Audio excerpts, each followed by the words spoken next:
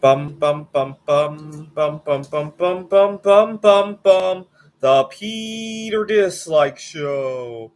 Bum bum bum bum bum bum bum. Please continue to pray for my art projects by leaving a dislike on this video. This is just random art. I just had a bunch of Lego pieces that really didn't go anywhere else. So I'll probably hang this in my office. Please leave another dislike on this video. Bum bum bum bum bum bum bum bum bum bum bum bum. The Peter Dislike Show. Bum bum bum bum bum bum bum. I want to confess about something. There's another reason that I love asking for dislikes, besides that imaginary god of dislikes that I like to talk. There's another reason that I like to ask for dislikes. The reason is that it's something to ask for. It's a very easy ask. It's a little bit uncommon, but it's not a hard thing for me to say, and there's no repercussions if the ask doesn't go right. I'm not going to lose my job just because I asked for a dislike. Although I did cause a little bit of drama at work because I decided to use the dislike gesture. But by and large, I don't have much on the line, right? I'm not going to lose. It's not asking a girl out on a date. It's not asking for a raise at work. It's not. It's not a high stakes ask, and it allows me to practice to use that ask muscle, if you will, right? And there's a scoreboard on it, right? And how did I do last time I asked, right? And it's just one of those silly things that allows me to practice, right? If I can be comfortable asking for dislikes, next thing I know, I'll be comfortable asking a girl out on a date. I'll be comfortable with asking for situations at work. If something unfair were to come up at work, I'd be more comfortable asking for it. So a few years ago, we had just reopened from the pandemic, and you remember those days where nobody wanted to go to work.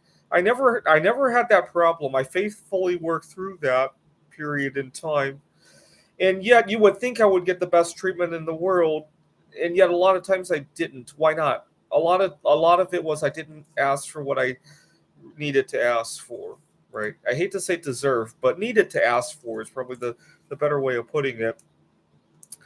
I had worked at a number of tutoring centers and a technical college, and then I started my job at Phoenix College in early 2023. And those were some good times to be asking for things, right? A lot of people were quiet quitting. In fact, I got a lot of odd hours at all of those jobs. And yet, I worked through many holidays. I worked through uh, my anniversary. I worked through events that were near and dear to me. I even had to work the day after the lunar eclipse when I really could have had some rest, right? And in an in an in an era when nobody wants to work, you would think those would be things that would be easy to ask for, and they probably were. But I wasn't very direct about it. It was Thanksgiving Eve, 2021. I was working at a tutoring center. We probably had 10, 12 students every night at that center during that Thanksgiving week. You got to remember, this was it was in Seattle, late 2021. A lot of these kids were still doing remote school, and if nothing else, the kids needed somewhere to go. And none of my colleagues were available. They were out. A lot of countries had just lifted COVID restrictions. Some of my colleagues flew home, and it was only my boss and I with 12 students, 14 students. I still distinctly remember that week.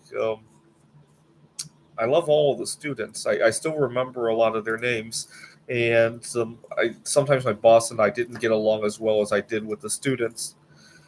Now, Thanksgiving Eve, people finally started to leave, and that last hour, we only had one student, my favorite student. Just as I sit down with her, she was a fifth grader studying Algebra 1, if you could believe it. my boss said that I could leave. And so when he said it, I pretended not to hear him, and then he was a little bit more persistent, and then I left. That was disappointing. I worked all week to get to that one student, and he asked me to leave. And so, but at least I get to start my trip to Wallace, Idaho, a little bit early. Wallace is about a 5-6 hour drive away from Seattle. And so, when I got to Wallace, I decided I had to check if my boss had paid me for that 1 hour. And I checked. We had an online pay stub, so I could check that before I even got the check. And he didn't pay me for it. He clocked me out at, I think the hour was sort of 6 to 7, and he clocked me out at like 6:05 or something like that, just as I was starting with the student. And so, just really disappointing. Just really disappointing to see. I mean, not that the hour was going to break me. It wasn't. I wasn't even going to notice it. I'd be in pretty much the same situation. I spend much more money on crap than that 1 hour. But it was disheartening to say the least. Here I am. I'm the only one when nobody wants to go to work. And quite frankly, I would have preferred to start my Wallace vacation earlier, right? But I really love all of our students. Here I am doing that, and that's how he thanks me for it. That was the most disappointing part of it. It wasn't like, oh my god, I need this 1 hour in order to pay for chemotherapy. No, it wasn't that. It was that my heart was stabbed by him. And so, but a large part of it was that I didn't speak up for myself, right? I during that whole week, at any point, even before that week, I could have spoken up, either asked for, hey, what's the situation for next week, so I can plan my trip to Wallace, Idaho, right? Or even during that hour, right? Hey, I worked all week. This is my favorite hour. Maybe not say favorite student, because the student is my favorite hour. Uh, can I finish this shift at least? And I kind of made plans around it, right? I could have said anything like that, right? The other thing that was upsetting was that you got to remember the environment that we were in November of 2021, right? There weren't exactly a lot of public places you could go. And so being asked to leave the tutoring center early, not only was it a loss of work, it was also a loss of venue of where I could hang out, right? A lot of people seem to forget that part of the equation when I bring up this story. Um, but a lot of it was I didn't speak up.